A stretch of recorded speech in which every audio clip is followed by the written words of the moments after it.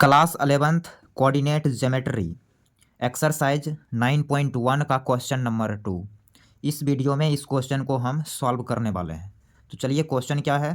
The base of an equilateral triangle with side 2a lie along the y-axis such that the midpoint of the base is at the origin. Find vertices of the triangle। तो यहाँ पर एक equilateral triangle की बात हो रही है जिसकी साइड 2a है और इस ट्रायंगल का जो बेस है वो y एक्सिस पे है। क्लियर, y एक्सिस के अलोंग लाई कर रहा है और इस तरीके से लाई करता है कि उस साइड का जो मिड पॉइंट है वो ओरिजिन है। क्लियर, तो हमें वर्टाइसेस बताना है ट्रायंगल का। तो फर्स्ट ऑफ ऑल हम यहाँ पर y एक्सिस ड्रॉ कर लेते हैं। तो ये हो गई y एक्सिस और ये हो गया x एक्सिस। अब जो ट्रायंगल है, ट्रायंगल का साइड y एक्सिस के अलोंग है। मान लेते हैं ये साइड है इक्विलेटरल ट्रायंगल का, ये एक साइड है AB। क्लियर, इसी का लेंथ दे रखा है 2a। तो ये टोटल 2a है, ये है ओरिजिन और बोला है ओरिजिन के द्वारा बाइसेक्ट हो रहा है। तो ये टोटल इतना ये यूनिट होगा, फिर ये टोटल ए यूनिट होगा।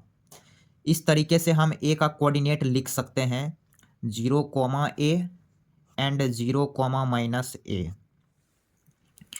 अब क्या है, सी पॉइंट यहाँ कहीं एक्स एक्सिस पर होगा, इसका तीसरा वर्टाइसेस मान लेते हैं यहाँ है। तो ट्रायंगल जो फॉर्म होगा वो इस तरीके से ट्रायंगल बनेगा, इस ट्रायंगल से इस टाइप से ट्रायंगल बनेगा। हमें यही सी का कोऑर्डिनेट बताना है। तो चूंकि ये इक्विलेटरल ट्रायंगल है तो सारे साइड बराबर होगा। ये टोटल 2a है तो ये भी साइड 2a होगा, ये भी टोटल 2a होगा और यहाँ पर राइट एंगल बनेगा। यहाँ देख रहे हैं कि इस राइट एंगल ट्रायंगल में ये 2a है, ये a है, तो ये बेस कहलाएगा। इसको हम निकाल सकते हैं बाय यूजिंग पाइथागोरस प्रमेय। तो थोड़ा सा हम कर लेते हैं यहाँ पे स्लाइड करने के बाद हम यहाँ पर इसको O बोलो तो OC हम यहाँ कैलकुलेट कर लेते हैं, क्योंकि OC आएगा तभी चल के C का कोऑर्डिनेट लिखाएगा। तो हम क्या करेंगे, पाइथागोरस प्रमेय लगाएंगे। किस ट्रायंगल में, इन ट्रायंगल AOC। तो इस ट्रायंगल में OC बराबर रूट अंडर AC का स्क्वायर माइनस OA का स्क्वायर। नेक्स्ट स्टेप, यहाँ पर AC 2a दे रखा है तो 2a का whole square minus a square. Okay, next step root under 4a square minus a square. तो ये आ गया रूट 3a स्क्वायर। तो यहाँ से ये मिलेगा रूट 3 इंटू रूट a। तो रूट a बाहर निकलेगा प्लस माइनस a। आप पढ़े होंगे कि रूट एक्स स्क्वायर रहता है तो इसको बाहर निकालते हैं प्लस माइनस एक्स। तो यही फंडा का यूटिलाइज यहाँ किए हैं। तो आ गया प्लस माइनस रूट 3a। तो OC का मान आ गया प्लस माइनस रूट 3a। तो C का कोऑर्डिनेट यहाँ मिल गया, C का coordinate plus minus root 3a, 0।